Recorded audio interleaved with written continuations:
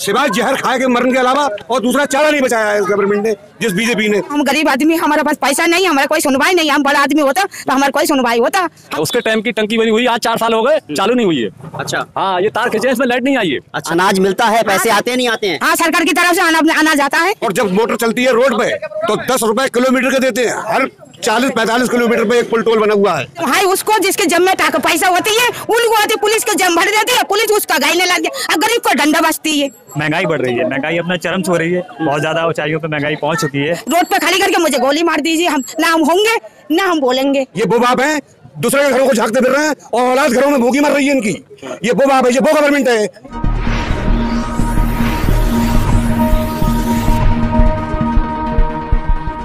चुनाव होने वाले हैं, किस तरह का माहौल है आपके इलाके में? माहौल तो यहाँ अखिलेश को देखने को। वो क्यों?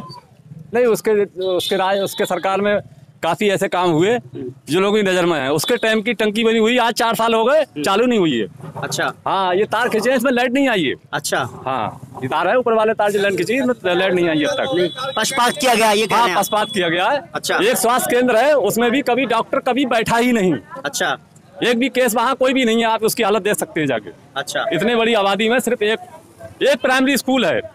पास का गांव है, वहाँ 2 प्राइमरी स्कूल हैं। हर गांव में प्राइमरी स्कूल है, लेकिन इतने बड़े एरिया में सिर्फ एक प्राइमरी स्कूल है। 2 किलोमीटर बच्चा जा नहीं सकता गरीब का स्कूल है। आप बताओ किस किस तरह की समस्या है आपके यहाँ? हमारा घर टूटा फूटा है, हमारा सरकार से कुछ मदद चाहिए। हम गरीब आदमी है, हमारा कोई कमा बड़ा है नहीं है, कोई सहारा नहीं है हमारा। हम महिला है, हम विधवा है, हमारे मतलब जो है हमारा सरकार से हम कुछ हमारा हेल्प चाहिए। हमारे घर मलैया संवरण के लिए ब्याह शादी में हम झाड़ू बर्तन करती है तो घरों में, और ब्याह शादी में हम बर्तन धोती है शादी का। तो इलाके के लोग, इतने बड़े लोग हैं यहाँ पर, या जो चेयरमैन साहब हैं या विधायक जी हैं, उनके के सामने आपने अपनी बात रखी, समस्या रखी कभी? तो सबको तो मालूम है, हमारा कोई मदद नहीं किया कि हम गरीब आदमी, हमारे पास पैसा नहीं, हमारा कोई सुनवाई नहीं। हम बड़ा आदमी होता तो हमारा कोई सुनवाई होता। हम गरीब है, इसीलिए हमारा कोई सुनवाई नहीं है।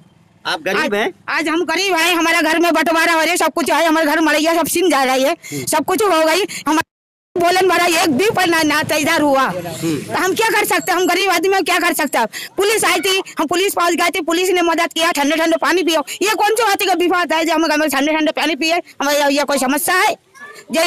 हमें गरीब की सुरक्षा इसीलिए होती है जब पुलिस मदद करेगा, सरकार से मदद करेगा। हमारा कोई मदद नहीं किया तो हम क्या कर सकते? अच्छा, ये बताओ, सरकार की तरफ से आपको अनाज मिलता है, पैसे आते नहीं आते हैं? हाँ, सरकार की तरफ से अनाज आता है। कितना आता है? वही आता है 15 किलो। 15 किलो? हाँ, 3 यूनिट पे आता है। अच्छा, और 2000 रुपए आ रहे नहीं आ रहे अकाउंट में? ना, हमें 2000 हमारे ना आ रहा। पहले हमारे पिलसन आया करते थे, 2 साल से ओवर होएगा, हमारे पिलसन भी नहीं आ रहा। वो तो कह रहे हैं पुलिस को हमने बहुत ताकत दे दी है, बहुत नहीं है पुलिस का जो है उसको जिसके जम में पैसा होती है उनको आती पुलिस के जम भर देती है, पुलिस उसका गायने लग गया, गरीब को डंडा बसती है। तो आपका कोई काम ठीक नहीं होगा, पुलिस ने इसीलिए आपकी नहीं सुनी? क्यों? जो हमें इसीलिए पुलिस का सहायता ली है, जब पुलिस हमारी मदद करेंगे, सरकार हमारी मदद करेंगी, तो सरकार से हमारा कोई मदद नहीं। हमने ये पुलिस को यह जवाब दिया जैसा आप ऐसा हरो रोड पे खड़ी करके मुझे गोली मार दीजिए, हम ना हम होंगे ना हम बोलेंगे।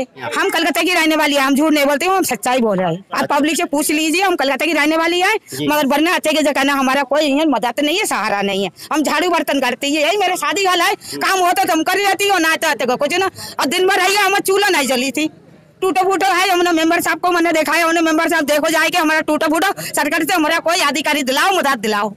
हम क्या करो? हम कुछ कर सकते हैं? कितना साल हो गया अम्मा रहते हुए? हमारी तो कम से कम 30-35 साल से ऊपर है गए, ओवर हो गए थे। ये पैसा आता भी है तो उससे बहुत से लोग अपने परसेंटेज वगैरह लेके मिसाल के तौर पर बजरपुर में इतना नदी का रेता मिल के आ रहा है कि उससे रोड टिकाऊ नहीं हो पाते, सिर्फ 1.5 से 2 साल में रोड टूट जाते हैं। भ्रष्टाचार बढ़ा हुआ है। भ्रष्टाचार कुल मिलाकर सरकार कहती है कि भ्रष्टाचार बंद हुआ है, लेकिन जहाँ जहाँ हम लोग जाते हैं, लोगों से बात करते हैं, भ्रष्टाचार ही भ्रष्टाचार की बात होती है। समस्या तो भैया हमारी मोटरबाजी की है सबसे ज्यादा। वोट क्या है? मोटरबाजी, ट्रकबाजी। क्या बीजेपी से इतने तंग आ गई है मोटरबाजी वाले, गाड़ी वाले, ट्रक वाले कि जगह जगह पे पुलिस परेशान करती है रोडों के ऊपर। अच्छा। जगह जगह पे परेशान करते हैं RTO। अच्छा। हाँ, अभी परसों को 17 तारीख को मेरी गाड़ी का इक्का चालान हुआ 31,000 का, और 2,000 रुपए रिश्वत के भी देना पड़े। अच्छा। 400 रुपए पर डेली देते हैं टैक्स।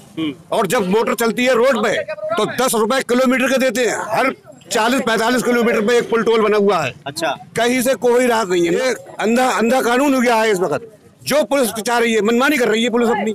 क्या 2017 से लेकर अब तक की बात अगर हम करें, रोजगार को लेकर हम बात करें, महंगाई को लेकर बात करें, आपके संतुष्ट है सरकार से? देखा जाए कि रोजगार को लेकर दम पर दम आए दिन महंगाई बढ़ रही है, महंगाई अपना चरम छू रही है, बहुत ज्यादा ऊंचाइयों पे महंगाई पहुंच चुकी है। जैसे कि गैस सिलेंडर हो और पेट्रोल हो तो लोगों को काफी ज्यादा समस्या का सामना करना पड़ रहा है कि इंसान मजदूरी करने जाता है तो उसकी मजदूरी 300 या 350 है, तो फिर वो घर आए रोजमर्रा का उसका सामान भी लेना, उसको बहुत सारी दिक्कतों का सामना करना, अपना परिवार जो है उसका गुजारा करना है। फिर उसके लिए वो क्या करे, अगर खाना तेल देखा जाए, सरसों का तेल देखा जाए तो 200 के पार पहुंच चुका है। तो इस को देखते हुए जो हमारी सरकार है इसको अंकुश लगाना चाहिए और महंगाई जो आसमान छू रही है, जो महंगाई बहुत ज्यादा, उसको कंट्रोल में लाना चाहिए। बीजेपी ने देश को बर्बाद कर दिया, आदमी को भिखारी बना दिया, कटोरा थमा दिया। आयुष्मान कार्ड तो इसी वजह से दिया है ना कि सारे बीमार पड़ो फ्री इलाज होगा, क्योंकि जब पैसे ही नहीं होगा इसीलिए पहले से पिलाने बना के चले थे कि आयुष्मान कार्ड बना के देंगे और तुम्हारे हाथ में कटोरा थमा देंगे। पैदल सिर्फ सरकारी आदमी को ही व्यवस्था जो कुछ मिल रही है, सरकारी आदमी मजे ले रहा है, प्राइवेट आदमी अपने घर बैठ गया। लोग आत्महत्या कर रहे हैं, जवान बेटियां बेची हैं, लोगों की शादी नहीं कर पा रहे हैं।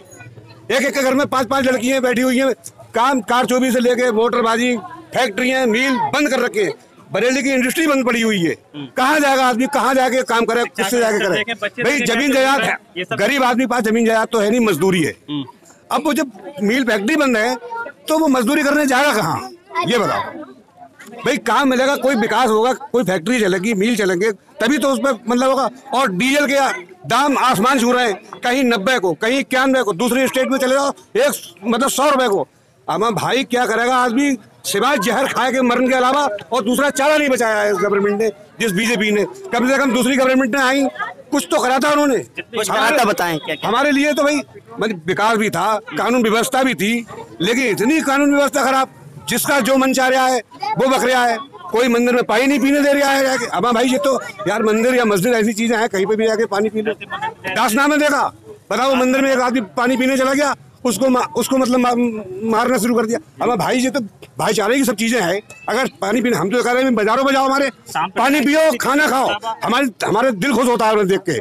और ये नफरत की जहर घोल रहे हैं, बताओ बीजेपी वाले। बीजेपी में उन लोगों से कुछ कहना चाहिए, उनको समझना चाहिए भाई कि ये ऐसा आप क्यों कर रहे हो, मतलब ये नफरत से क्यों कर रहे हो, क्यों आप उसमें ये भाईचारा बना हुआ था, भाई भाई बने हुए थे। कोई मुसलमान हिंदू गांव में जाता, किसी को कोई जान का खतरा नहीं था, कोई हिंदू आता अगर मुसलमान में, कोई जान का खतरा नहीं था। आज वो स्थिति पैदा कर दी है, शाम होते ही आदमी अपने घर चला जाता है। कहीं ऐसा ना हो हिंदू मुसलमान हो जाए और कहीं पे कोई मारा जाए। ये इस बीजेपी ने ये जुल्म करा है इसमें। यानी कहा जाए बीजेपी की अगर सेंट्रल में सरकार 2014 से है और 2017 से अगर कहें तो उत्तर प्रदेश में सरकार है, बीजेपी ने किया है। 2014 से 2019 के बाद इलेक्शन होते हैं, फिर प्रधानमंत्री नरेंद्र मोदी बन जाते हैं। इसका मतलब आने वाले समय में भी इसी तरह का क्या होगा?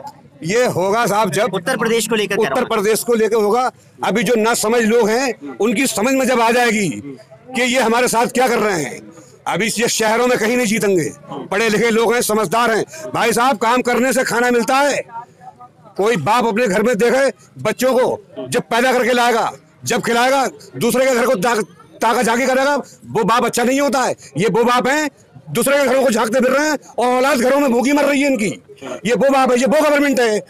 इन्होंने काम तो कर दिए बंद, खाली बस इनकी फोनबाजी, मतलब टीवी पे अपने ऐड और अपने समाचार देने का है, काम कुछ नहीं करना है और ना काम किया है अभी तक किसी ने। इतना आदमी इनसे परेशान और इतना दुखी हो गया है। और हिंदू मुसलमान तो बहुत ही कर दिया है इन्होंने, हद से ज्यादा कर दिया है, आदमी के दिलों में नफरत पैदा कर दी है। अच्छा ये बताइए, क्या मुसलमान हिंदुओं की भी समझ में ये बात आ रही है, इस तरह की चीजें कर दी है पैदा, या आपको लग रहा है?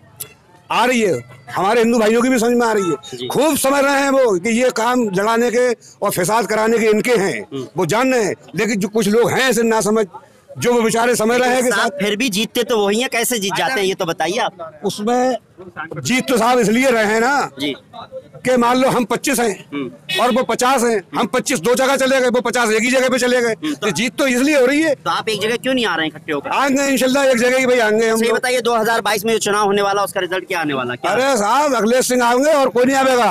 अखिलेश यादव को बिल्कुल।